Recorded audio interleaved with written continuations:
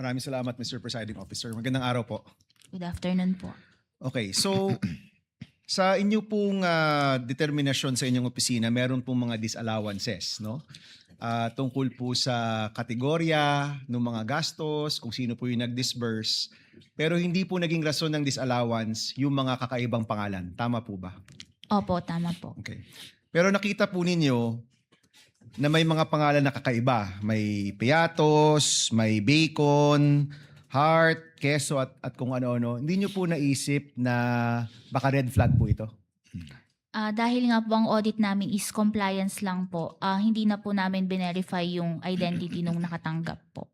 Pero hindi nyo verify, pero nung nakikita ninyo, o nung nakikita mo, hindi mo ba naisip na posibleng red flag itong mga pangalan to?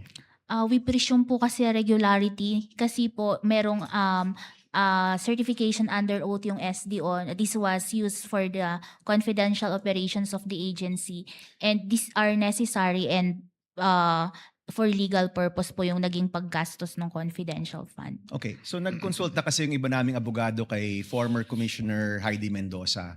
At sabi niya, kapag may mga kakaibang pangalan, the COA can trigger an investigation because of fraud. So hindi niyo po ginawa yun, no? Walang usapin ng investigation because of fraud. Yung sa fraud audit po kasi pinag-aaral yung possibility po pinag-aaralan pa kasi kung magfo-fraud audit po, this is the first time and yung documents po, yung transactions involving the OBP and DepEd po contains voluminous documents na with sensitive information na pag naibigay po sa ibang opisina baka po magiging exposed siya. Okay, so ulitin ko so hindi kayo nag-trigger ng investigation of fraud or nag-trigger kayo? Wala pa po, pinag-aaralan pa po with the chairperson. Pinag-aaralan. So it's possible na magkaroon pa ng investigation due to fraud? Opo, gaya po ng sinasabi ko, pinag-aaralan pa lang po at kung kinakailangan po, pwede pong mag-fraud audit po. Okay, let me ask about what is fraud, no? Ano yung fraudulent? Yung paggamit ba ng alias ay fraudulent? Ito ba'y bawal or illegal? Doon po sa joint circular, silent po kasi ang joint circular as to the use of alias po.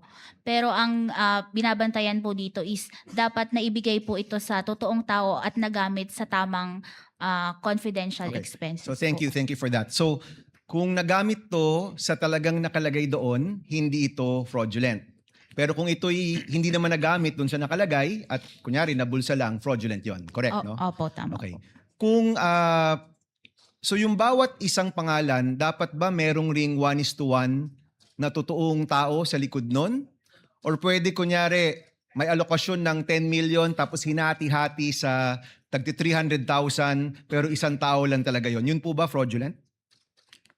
Ang kan ko po dun is isang tao lang yung nakatanggap based dun sa acknowledgement receipt po na yun. Okay. So sa inyo pong professional opinion, kailangan po yung bawat AR ay may katumbas na totoong tao kung yun man ang kanyang pangalan o meron siyang totoong pangalan.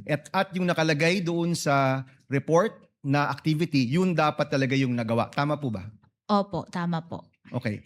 Are you aware, Madam Witness, na meron tayong batas na nagbabawal ng paggamit ng alias? Hindi po ako familiar dun sa law. Okay. There is a law actually, RA 6085, na nagbabawal ng paggamit ng alias at nais na naming alamin kung ito ba'y pertinent dito sa usapin ng confidential and intelligence funds at aalamin po namin yan. Maybe for the second round. Maraming salamat, Madam Witness. Thank you, Senator Judge Aquino.